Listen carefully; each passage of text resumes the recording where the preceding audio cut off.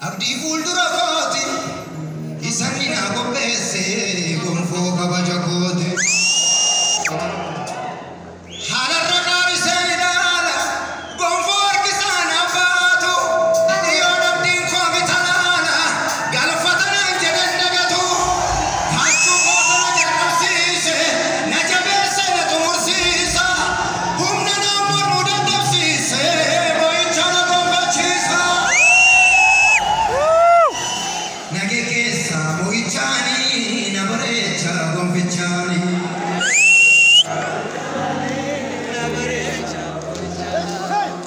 era de evidencia de mara que yo fude una mashana yes amen isa de chetu mureni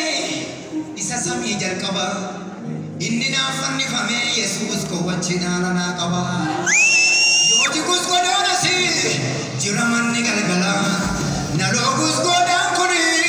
kan ko gubana thalai